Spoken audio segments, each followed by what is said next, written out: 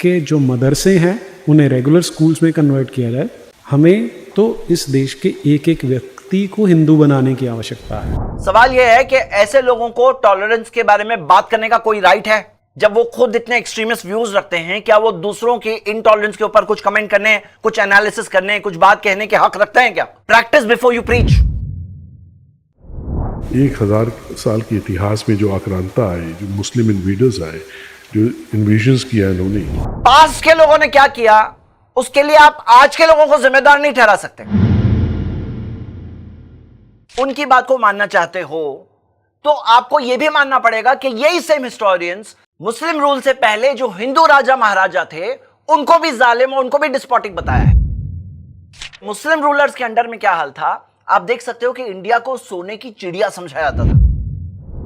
और बाकी जितनी मस्जिदें हैं, क्योंकि जब मुसलमानों का ह्यूमनाइजेशन हो जाएगा तो उन सारी मस्जिदों को कम्युनिटी सेंटर्स बनाया जा सकता है, हेल्थ सेंटर बनाया जा सकता है। अस्सलामु अलैकुम व रहमतुल्लाहि व बरकातुहू। अल्हम्दुलिल्लाह वस्सलातु वस्सलाम अला रसूलिल्लाह व अला आलिहि व सहबिही अजमईन, अम्मा बाद। आज की वीडियो में फेस टू फेस हम उस सवाल को देखेंगे जो सवाल बहुत सारे लोग मुस्लिम्स के खिलाफ नफरत फैलाने के लिए इस्तेमाल करते हैं, और वो ये कि इंडिया के अंदर जो मुस्लिम रूलर्स गुजरे हैं वो रूलर्स ने क्या जुल्म किया, कैसी दास्तानें हैं, क्या उन्होंने किया, किस तरह के अत्याचार किए, और ये सब बातें जो बताई जाती है और बहुत सारे लोग इसे बहुत डिटेल में बता करके इस तरह से नफरत को भड़काते हैं।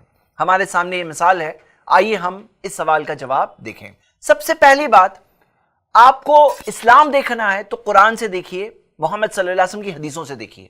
मेरी इस वीडियो में मैंने ये डिटेल्स बहुत सारी बताई है, आज मैं सिर्फ एक बात बता रहा हूं। प्रॉफेट मोहम्मद सल्लल्लाहु अलैहि वसल्लम ने इस दुनिया से जाने से पहले हज्जतुल विदा के मौके पर क्या कहा सारे मुसलमानों से, सारे सहाबा से, अला उखबिरुकुम बिल मोमिन, क्या मैं तुम्हें नहीं बताऊं कि एक मोमिन कौन होता है, एक ईमान वाला कौन होता है, एक बिलीवर कौन होता है? मन अमिनहुन्नास अला अमवालिहिम व अनफुसिहिम, एक मोमिन वो होता है जिसके ऊपर लोग भरोसा करें अपने माल के ताल्लुक से, अपनी जान के ताल्लुक से। वल मुस्लिम, मुसलमान कौन होता है, एक मुस्लिम कौन होता है? मन सलिम अन्नास मिन लिसानिही व यदिही, जिसकी जुबान से, जिसके हाथों से लोग महफूज हो, यानी कि लोग, सारे लोग, नास कहा गया, सारे इंसान महफूज हो, उसकी जुबान से महफूज हो, उसके हाथ से महफूज हो, वो ट्रस्ट करते हो अपने माल के ताल्लुक से, अपनी जान के ताल्लुक से। ये है इस्लाम की टीचिंग। एक हदीस देखा हमने, अब आइए आगे बढ़ते हैं। पॉइंट नंबर 2 यह है कि किसी भी रिलीजन को जिम्मेदार नहीं ठहराया जा सकता कि उसके कुछ फॉलोअर्स क्या करते हैं, वो कुछ फॉलोअर्स की जिम्मेदारी उस रिलीजन पे नहीं होती है। एक मिसाल के तौर पर मान लो कि कोई खराब ड्राइवर है, इररिस्पॉन्सिबल ड्राइवर है, वो अगर ट्रैफिक के रूल्स तोड़ता है, एक्सीडेंट करता है, तो क्या आप ट्रैफिक रूल्स को जिम्मेदार ठहराएंगे? वो इररिस्पॉन्सिबल ड्राइवर के इररिस्पॉन्सिबल एक्शन के लिए क्या आप ट्रैफिक के रूल्स को जिम्मेदार ठहराएंगे? उसी तरह मान लो कि कोई बोगस डॉक्टर है, क्वैक डॉक्टर है, जिससे लोगों की जानों को खतरा है, क्या आप मेडिकल साइंस को वो क्वैक डॉक्टर के कामों के लिए जिम्मेदार ठहराएंगे? ये इंसाफ होगा? पॉइंट नंबर 3, पास्ट के लोगों ने क्या किया उसके लिए आप आज के लोगों को जिम्मेदार नहीं ठहरा सकते। गुजरे लोग, पिछले लोगों ने क्या किया, आज के लोगों को उसके लिए जिम्मेदार ठहराना नाइंसाफी है। क्या मिसाल के तौर पर आज के जर्मन्स को आप जिम्मेदार ठहराओगे कि हिटलर ने ये किया, हिटलर ने ऐसा गलत किया, तो आज के जर्मन्स को सजा देंगे? या मान लो मिसाल के तौर पर कोई स्कूल है जिसके पिछले स्टूडेंट्स खराब थे, तो आज के स्टूडेंट्स को वो पिछले स्टूडेंट्स के एक्शन की वजह से फेल कर देंगे? क्या ये सही होगा? मिसाल के तौर पर ब्रिटिश ने जो जुल्म किया, क्या उसकी सजा आज के क्रिश्चियंस को दे सकते हैं? या मिसाल के तौर पर कुछ हिंदू बादशाहों ने जो जुल्म किया, मिसाल आपके सामने है पुष्पामित्रा शुंगा, जिन्होंने बुद्धिस्ट लोगों के ऊपर इतना जुल्म किया कि जो एक बुद्धिस्ट मॉन्क का सर लाकर देगा उसके लिए इनाम रखा। उनके जुल्म की वजह से पूरे नॉर्थ इंडिया से बुद्धिज्म साफ हो गया था। अब क्या है, इस काम की जिम्मेदारी आज के हिंदुओं पे लगाएंगे? उसी तरह मुस्लिम बादशाहों ने क्या किया उसकी जिम्मेदारी आज के मुसलमानों पे रख नहीं सकते। पॉइंट नंबर 4, जिस वीडियो का हम जवाब दे रहे हैं, इस वीडियो के अंदर स्पीकर ने मुस्लिम बादशाहों के इनटॉलरेंस के बारे में बताया है कि मजहबी भेदभाव करते थे, मजहबी टॉलरेंस नहीं थी दूसरे मजहबों के लिए। और ये देखिए वो खुद क्या कह रहे हैं। और बाकी जितनी मस्जिदें हैं, क्योंकि जब मुसलमानों का ह्यूमनाइजेशन हो जाएगा तो उन सारी मस्जिदों को कम्युनिटी सेंटर्स बनाया जा सकता है, हेल्थ सेंटर बनाया जा सकता है।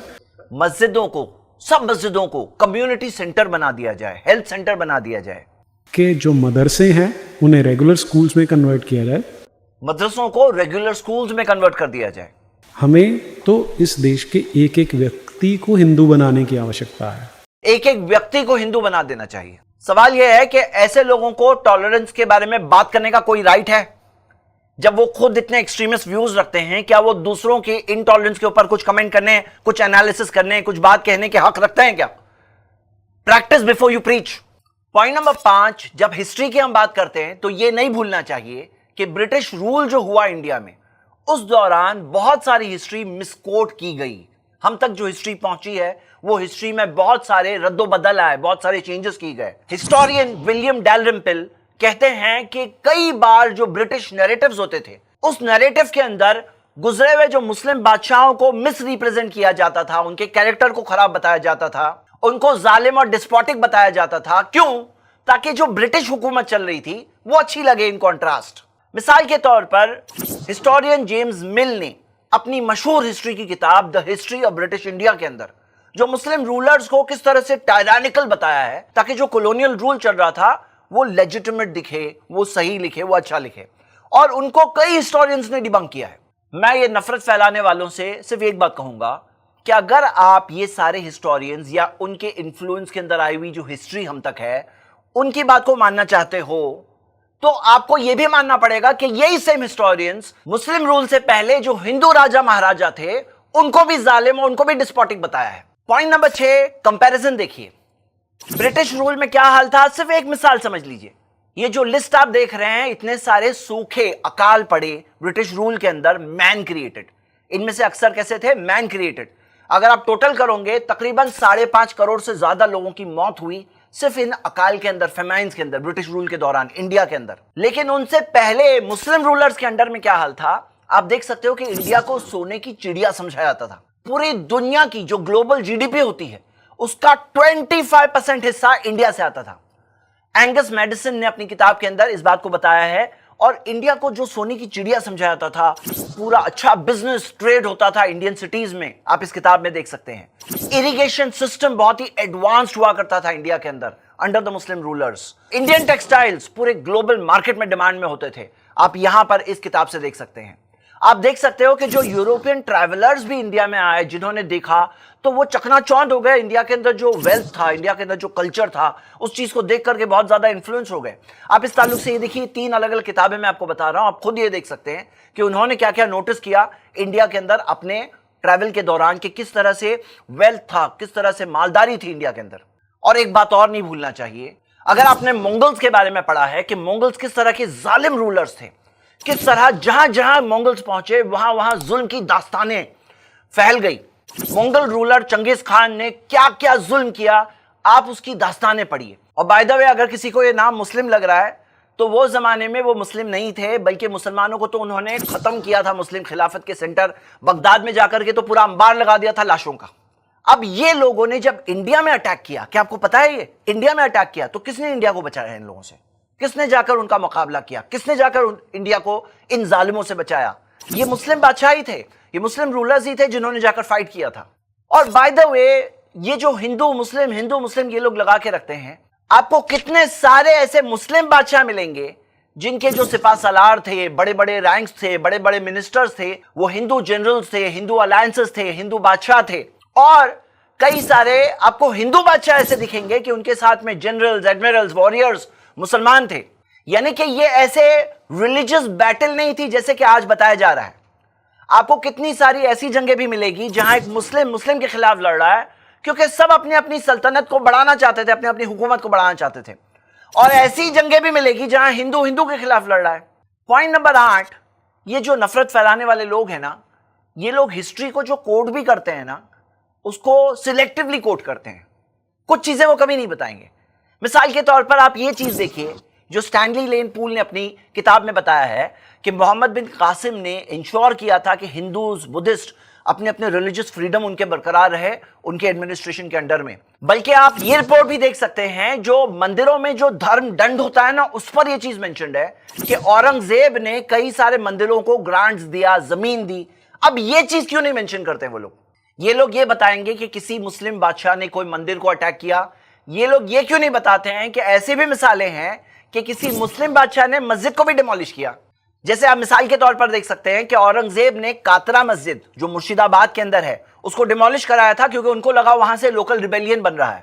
या गोलकोंडा फोर्ट के अंदर जो मस्जिद थी उसको भी डिमोलिश कराया था क्योंकि उनको लगा कि कुतुब शाही जो रूलर्स है वो उसे डिफेंस के लिए इस्तेमाल कर रहे हैं। जब ये लोग महमूद गजनवी के अटैक्स का जिक्र करते हैं तो ये क्यों नहीं बताते हैं कि यहां से उनके फादर सुबुक्तकिन के टाइम पर जो इंडिया के बादशाहों ने, आप देख सकते हो अलायंसेस के साथ इंडिया के बादशाहों ने जाकर के अफगानिस्तान के अंदर वहां पर उनके साथ में जंगें लड़ी थी, फिर उसके बाद में वहां से बाद सिलसिला शुरू हुआ और महमूद गजनवी फिर यहां तक आए।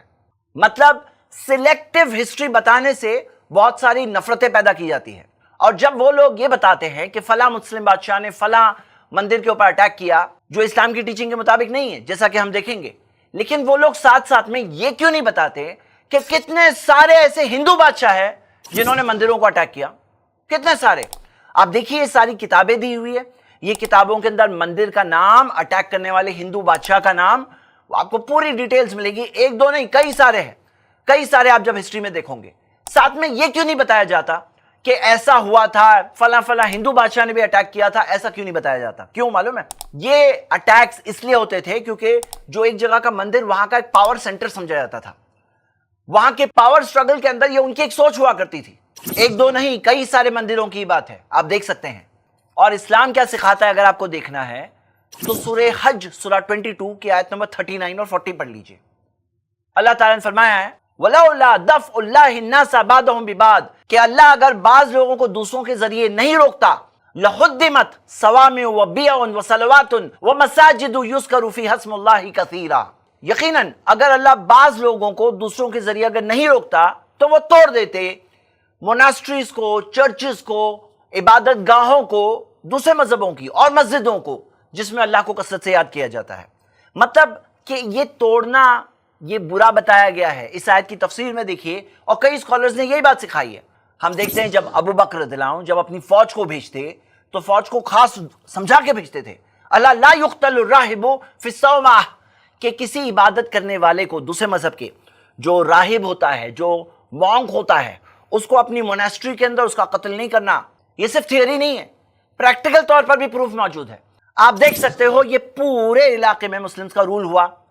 अब इसी इलाके में से आप जाइए इजिप्ट के अंदर, देखिए इजिप्ट के अंदर आपको पुराने पुराने चर्चेस मिलेंगे, यानी कि मुस्लिम हुकूमत से पहले के चर्चेस जो तब से थे आज भी है।